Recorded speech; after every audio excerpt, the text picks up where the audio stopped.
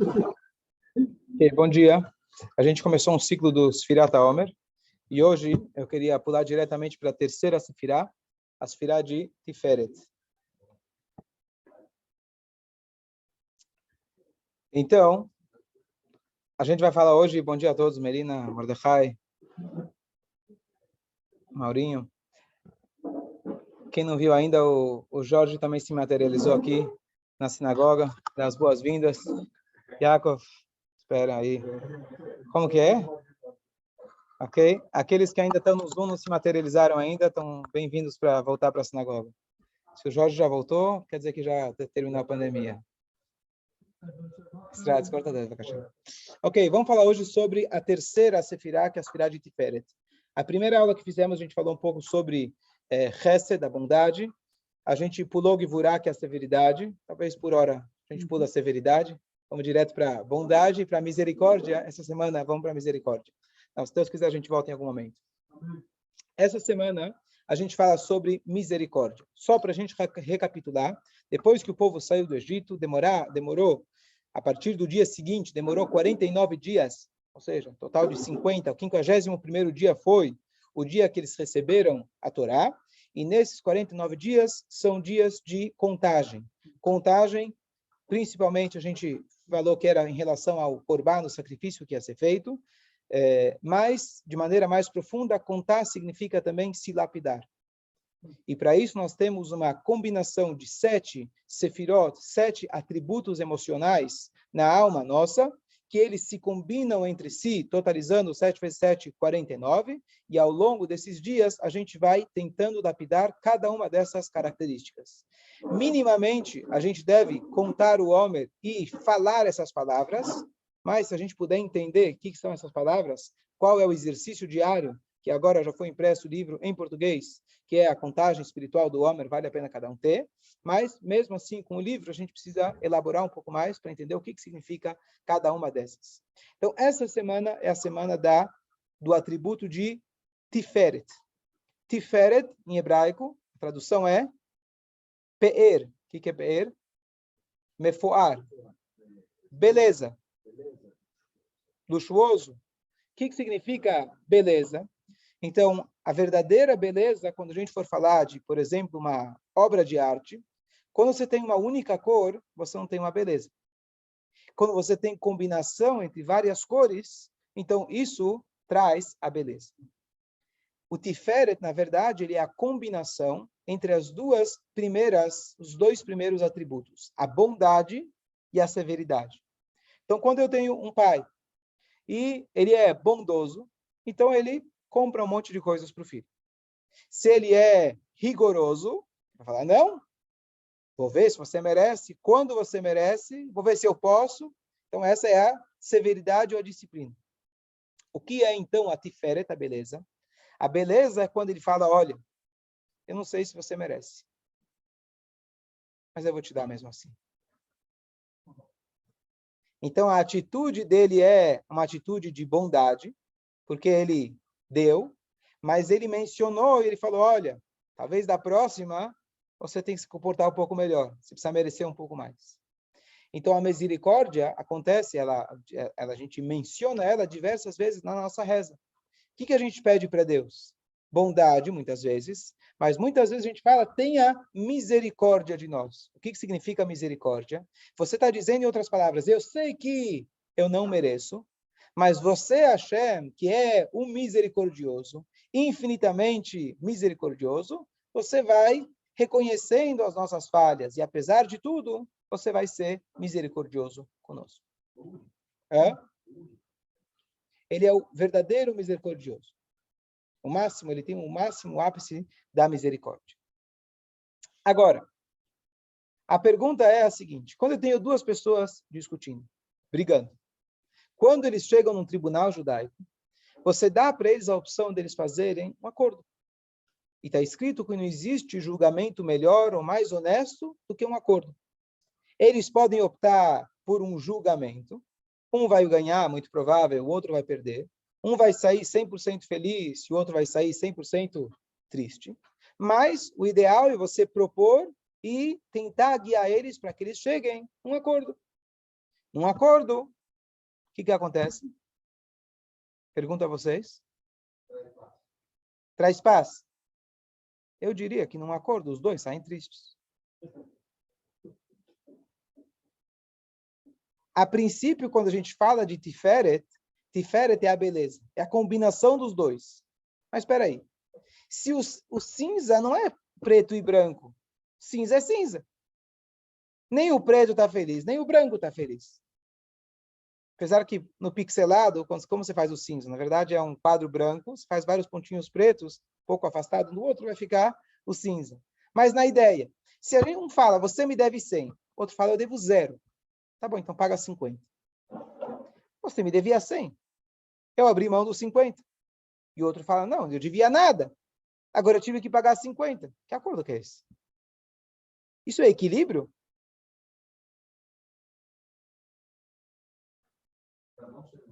Hã? Cada um cede um pouco. Por que eu preciso ceder? Se eu sei que você me deve, por que eu preciso ceder uns 50%? Se eu sei que eu não devo, por que eu preciso ceder? Qual é a lógica desse tipo de acordo? Em vez de deixar um triste, eu deixo os dois tristes.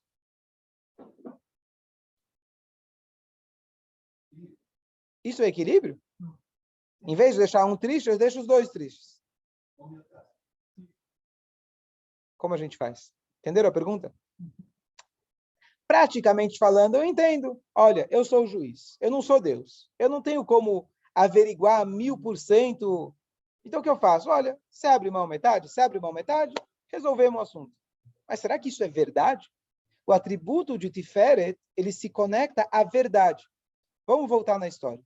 Avraham, Yitzhak e Yaakov, os 3 patriarcas. Avraham representava bondade. Ele dava comida mesmo para os idólatras, tinha uma casa aberta para os 4 cantos, ele fazia o bem para todo mundo, mesmo o filho dele perverso, ele queria fazer o bem para ele sempre olhava o ponto positivo de todo mundo, indiscriminadamente. Ele fazia o bem para todo mundo.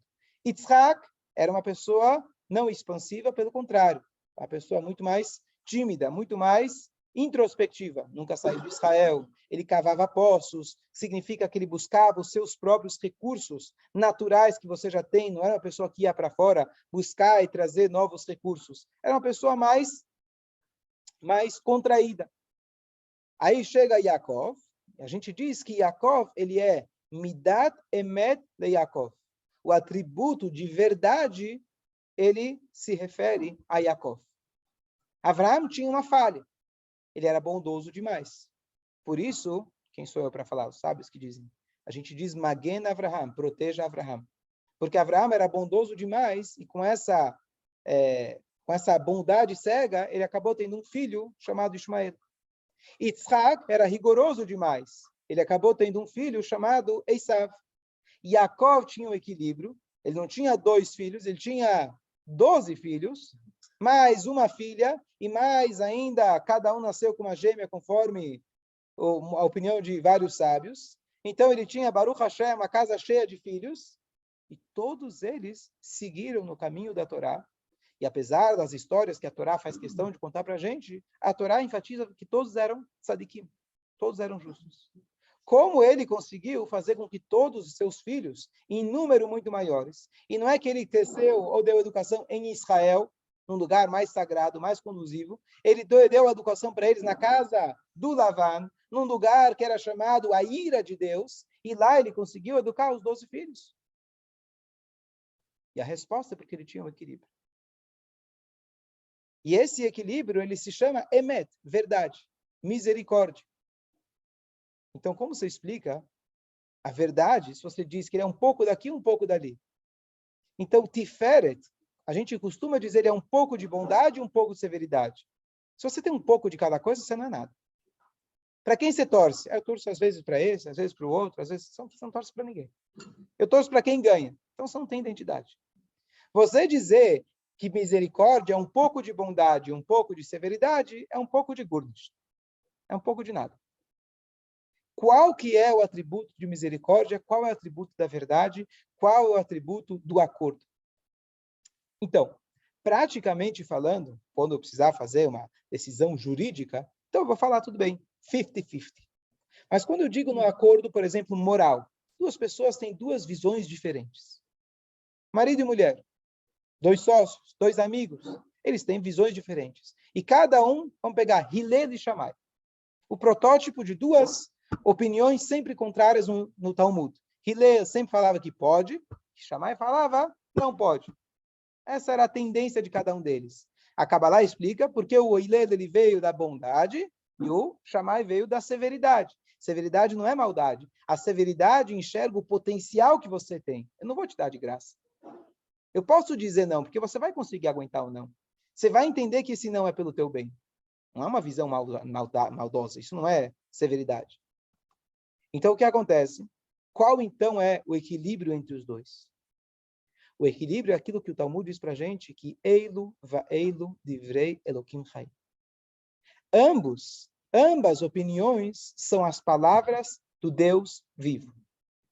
É eu conseguir sair da minha maneira de enxergar e me colocar no lugar do outro.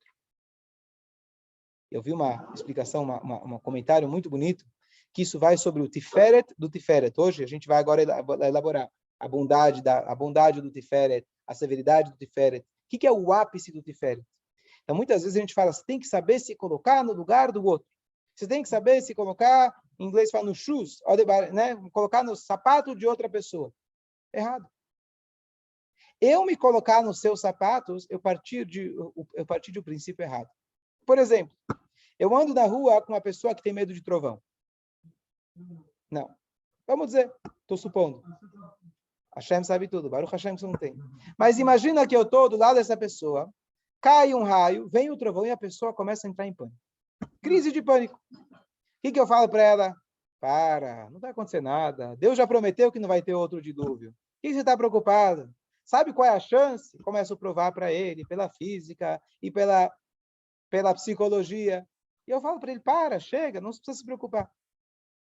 Por que você está fazendo isso? Você está se preocupando com ele. Você quer ajudar ele para ele não ter medo, certo? Errado. Você está se colocando no sapato dele. Você não tem que colocar você mesmo. Você está pensando, se eu tivesse com medo que você tem, eu iria me convencer que esse medo é bobo. Porque para mim, não tem lógica ter medo disso. Então eu estou pensando ainda com os meus olhos.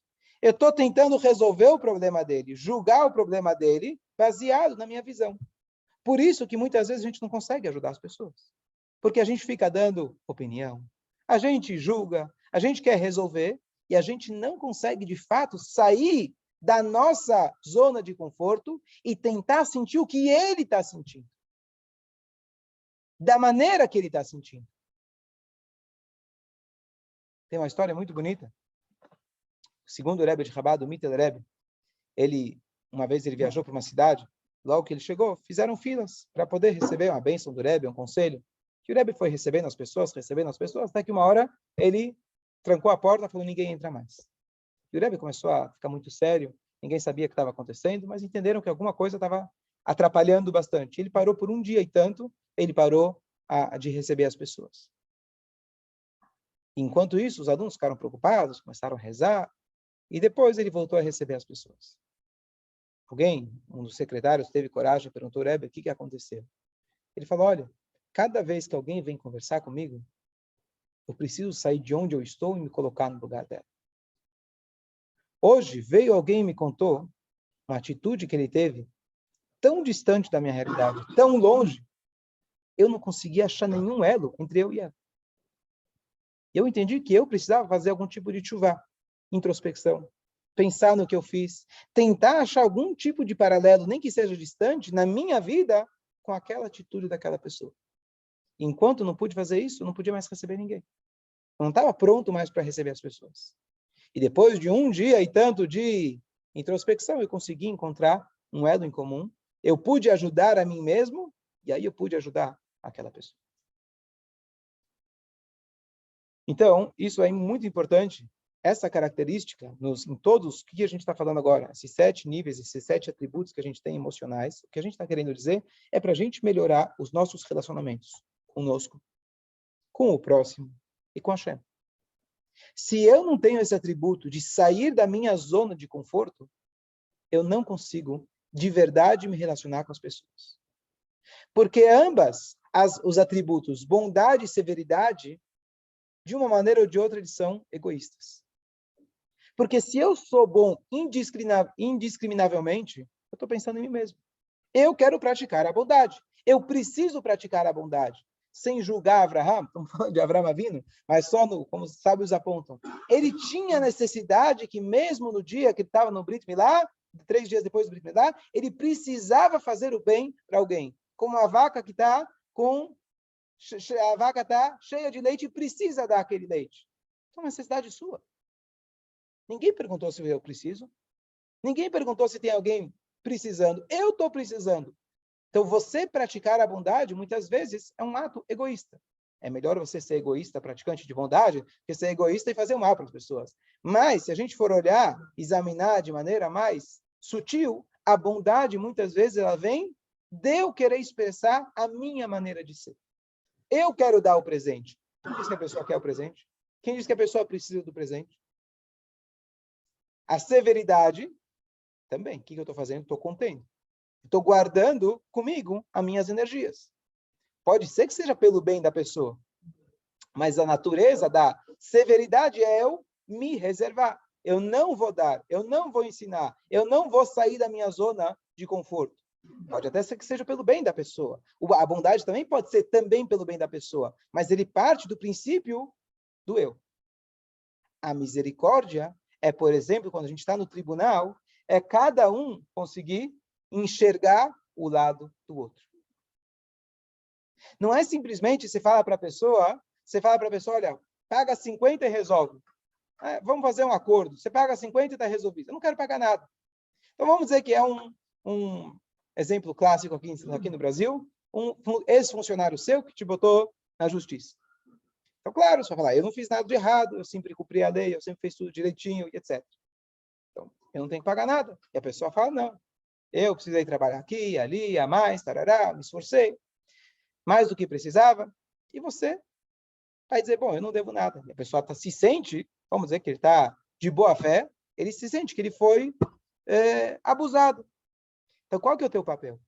Tudo bem, você vai tentar se defender, não pagar. Mas aqui no exemplo que a gente está falando de fazer um acordo. Qual que é o verdadeiro acordo? O verdadeiro acordo não é só você pagar metade do que ele está pedindo. O verdadeiro acordo é você tentar se imaginar como seria se fosse você. Tenta se imaginar, não com o dinheiro que você tem, não com o status social que você tem, não com a educação que você tem. Se você tivesse tido exatamente a mesma vida do que esse funcionário seu. As mesmas condições, em todos os aspectos. Como que essa pessoa se enxerga? Que autoestima que ela tem? Como que ela sente quando ela chega na sua casa? Como que ela sente quando ela sair? Tenta fazer uma imagem um cenário mais completo. Não fica só imaginando o fato que ela está te acusando. Tenta sair da sua zona de patrão e tenta se colocar no lugar do funcionário. Isso é muito difícil. E vice-versa. Imagina para a pessoa que não tem condições, que não teve aquela educação, que não teve tudo aquilo, e ele se colocar no lugar do patrão. Difícil. Como que eu vou me colocar no lugar do patrão? Ele abusou de mim? Não, mas tenta se colocar. Esse é o papel, na verdade, da gente fazer o Tiferet. Tiferet, a beleza, é você literalmente sair de você mesmo. Se colocar no lugar do outro. Isso é algo que a gente precisa trabalhar bastante. E quando a gente consegue fazer isso, a gente chega no acordo verdadeiro. A gente chega na verdade. Porque uma vez alguém me falou, eu estava reclamando para alguém, estava brigando com fulano, estava discutindo com fulano. Ele falou, olha, eu estou ouvindo o teu lado da história. Toda a história tem 3 lados. O teu, o da outra pessoa e o lado verdadeiro. E a história verdadeira. Porque você sempre vai contar do teu jeito. A outra pessoa vai contar sempre do jeito dela. E aí tem o terceiro. O que é ver o terceiro? O terceiro é alguém olhar de forma objetiva, não subjetiva. E ele vai conseguir mostrar para os dois, olha, existe aqui um ponto cego seu, existe um ponto cego seu, vamos tentar cada um enxergar um pouquinho o lado do outro. Não é isso que você faz na terapia dos casais? É exatamente isso. Fala, Jacob. Só repetir o que ele falou. Mas tem pessoas que são, vamos colocar mais exageradas. Uma pessoa má, pessoa malvada, tá certo? Como que eu vou me colocar no lugar de uma pessoa malvada?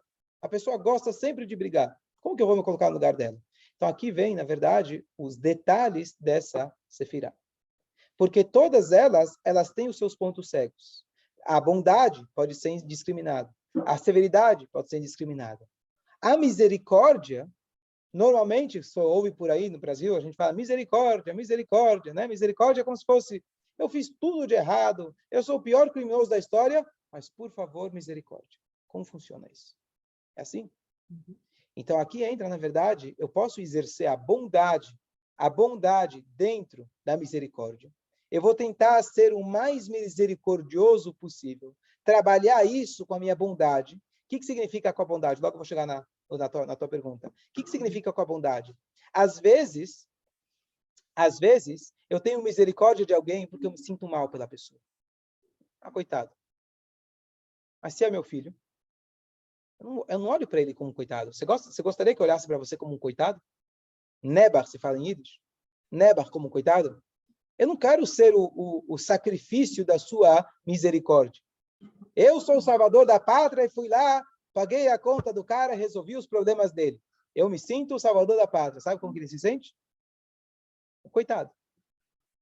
Quando a gente fala de tzedakah, por exemplo, tzedakah é você conseguir dar um trabalho para a pessoa. E ainda você fala, olha, eu vou te emprestar dinheiro. Você não fala, eu vou te dar dinheiro. Quem gostaria de ser o Neba, o receptor da sua misericórdia? Clemência. Então, na verdade, a gente tem que tentar fazer isso com chesed, com bondade. Eu estou tendo misericórdia, mas como fruto da minha bondade. E eu exerço isso com bondade. A pessoa está vendo que eu estou dando isso não porque, oi, você é o coitadinho, e sim porque eu sou uma pessoa boa. Então, quando eu vou dar para um filho meu, alguém que eu gosto muito, não estou tendo peninha dele. Eu estou realmente fazendo aquilo, praticando a misericórdia, porque talvez a pessoa não mereça. Talvez tem margem para eu dizer que não, mas eu estou tendo misericórdia, olhando a situação da pessoa que ela precisa, mesmo que ela não mereça. E eu faço isso com bondade. O que é a severidade da misericórdia? A severidade é justamente o que o rei Salomão ele fala. Aquele que tem pena de uma pessoa má, a linguagem é arzari, da pessoa sádica. A pessoa que tem pena de uma pessoa sádica vai acabar sendo sádico com pessoas que mereceriam pena. Ou seja, você não pode ter misericórdia. Hashem, Akadosh Baruch Hu, ele é o infinito, ele é perfeito. Ele pode ter misericórdia sem fim, porque ele sabe a índole de cada um, ele sabe o efeito que isso vai ter em cada um. Mas se eu pegar um exemplo, um assassino, e eu falo, coitado dele, tem filhos, e solto ele, e deixo ele com a arma na mão fazer o que ele quer, significa que eu exagerei na quantidade, na quantia, eu me identifiquei com ele demais. Por que será que eu me identifiquei tanto assim com o assassino? Vai ver que eu gosto dessa ideia. A ideologia de ser assassino talvez não é tão ruim. Porque eu me enxergo, talvez amanhã vão me pegar. Eu não quero que me deixem preso. Então, quando eu me identifico demais com alguém que é arzar, alguém que realmente é malvado, estão pegando, claro, exemplo extremo só para a gente entender o conceito, então significa que eu saí da proporção. E esse é o trabalho que era no dia de ontem, que era a gente, na verdade, saber quando ter a misericórdia. Mesmo a misericórdia, que ela está dizendo, eu vou sair da minha zona de conforto, eu vou olhar com os olhos da pessoa. Mas mesmo assim, nem sempre eu posso fazer isso. Tem situações que eu preciso criar barreiras. Tem situações que, por mais que eu sinta misericórdia da pessoa, eu não posso exercer aquela misericórdia, porque isso vai ser mal para ele, para mim, para os outros e assim por diante. As pessoas sempre perguntam, por exemplo, como funciona o divórcio dentro do judaísmo. Então, o divórcio, ele existe. O divórcio, ele é chamado, na verdade, não de uma separação, mas de uma amputação. Existe essa possibilidade. Qual caso, por exemplo, que é, não só que a Torá fala, você pode, mas você deve. Quando existe um abuso, por exemplo, fora do comum, um abuso literalmente, eu preciso salvar a vítima. Eu não posso falar, coitados, é melhor ficar casado. Eu preciso entender a situação e saber quando cabe ter a misericórdia, quando não cabe ter a misericórdia. Olha a distorção que nós temos hoje no mundo. Pegar 80 anos atrás, era um mundo que todo mundo falava, eu vou conquistar, eu vou matar. Quem vai para o poder, quem é a pessoa mais bem vista, era o melhor general, o melhor capitão, o melhor chefe de guerra, infelizmente. Hoje, não, se luta pela paz. Se vê, por exemplo, o líder da Rússia, hoje, pelo menos a maioria dos países enxergam ele como um carrasco, como um cara malvado. Baruch Hashem, as coisas mudaram. Mas, às vezes, essa mudança também tem uma distorção. Por um lado, as pessoas estão buscando a paz, a aceitação, buscando não enxergar as diferenças, etc. Mas tem uma distorção. A distorção é, por exemplo, quando você chega nos países árabes, você chega lá no Midwest, como fala, no Oriente Médio, chega no Oriente Médio e você chega e fala, olha, coitados, né? Eles estão se explodindo, estão mandando bombas, coitados, eles estão com fome, coitados, vamos ajudá-los. Vamos lá com pessoas diplomáticas e conversar com eles, com certeza eles vão entender. E aí entra o Biden, e aí cai 3.000 foguetes em Israel. Aí você continua falando, coitados, eles estão com fome, vamos lá ajudar eles, vamos mais dar dinheiro. Aí manda mais mísseis para Israel. E você continua com essa misericórdia, sem entender que a misericórdia ela está descompensada. Ela está completamente desequilibrada. Fala.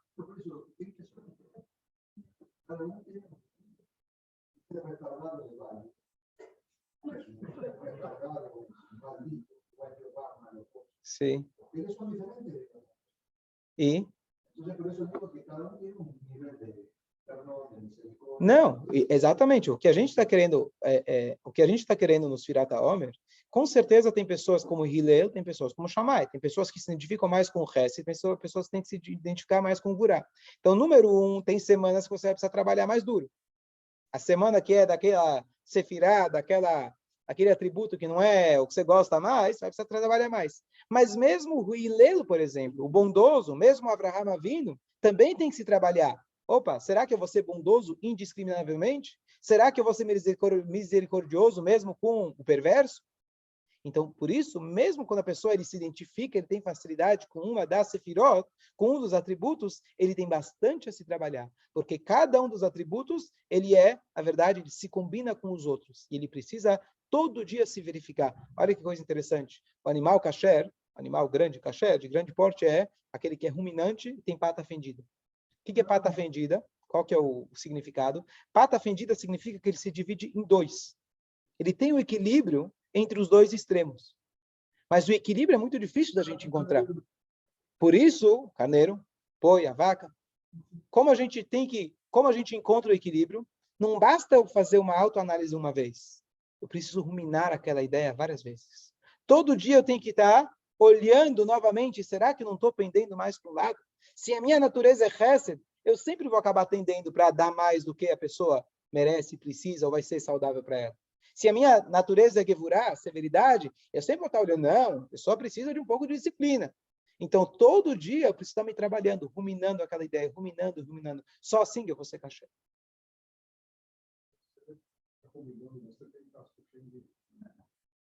Que eu sou Cohen. Cohen tem, tá certo? Mas é por isso que o Cohen é o homem da bondade.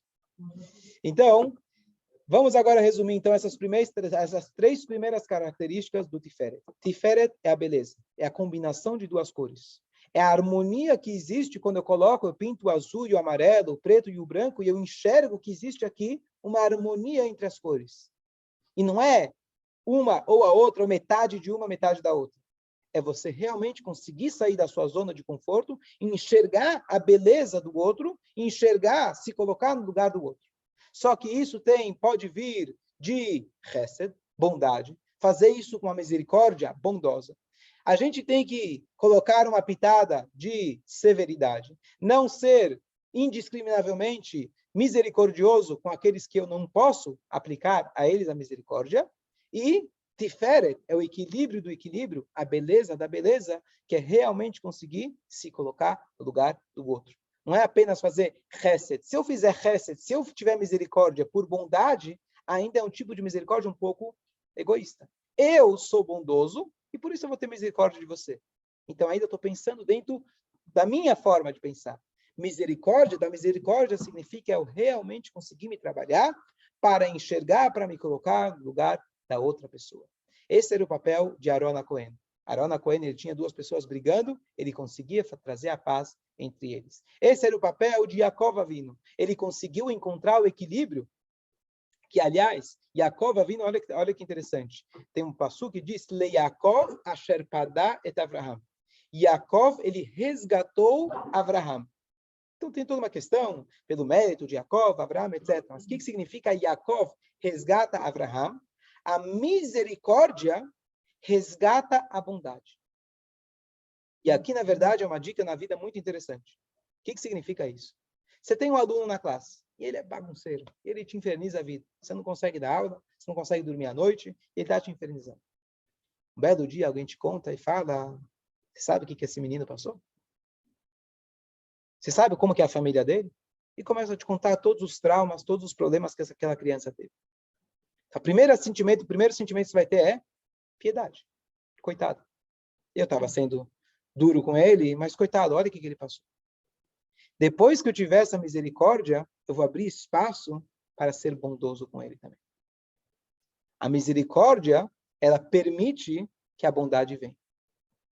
Então, uma das coisas mais importantes, quando a gente fala de amar a si mesmo, de ter um bom relacionamento consigo mesmo, às vezes a gente precisa ter misericórdia de nós mesmos. No sentido cabalístico, a gente parar e pensar como a nossa alma, tão pura, tão boa, veio parar num corpo tão complicado, tão complexo. A gente parar e pensar nós mesmos, falar, poxa, tudo bem, eu tive atitudes erradas, mas ter compaixão de si mesmo. Não compaixão e dizer, coitadinho de mim, eu posso fazer o que eu quero. Mas ter uma compaixão honesta e verdadeira, parar e pensar, poxa, olha quem eu poderia ter sido, olha onde eu estou. E ter pena das suas qualidades, ter pena do teu potencial, que às vezes foram mal aproveitados. Não necessariamente a gente precisa o tempo todo ter que furar com nós mesmos. Eu sou malvado, eu sou ruim, eu preciso melhorar, eu preciso me disciplinar. Para e pensa. Tenha misericórdia de você mesmo. Se coloca no seu lugar. Quem já pensou nisso? Tenta se enxergar de fora. Olha que interessante. Às vezes a gente tem pena de outras pessoas. A gente não tem pena de nós mesmos. A gente é bondoso com os outros e com nós mesmos a gente é extremamente exigente, cobrador, e a gente não consegue ter essa compaixão por nós mesmos, sim ou não, Arthur? E aí, depois que você tem essa compaixão, você quebra, na verdade, aquela gevurá, aquela severidade, e você permite que a bondade possa vir. Essa é uma característica interessante, é uma ferramenta interessante, que quando eu não consigo amar uma pessoa, seja eu mesmo, seja outra pessoa, ou amar Hashem, eu preciso criar a misericórdia. Ter a misericórdia. Através dessa aceitação, aí eu abro espaço para poder ser chesed e ter a bondade. Dúvidas? Fala, Yaakov.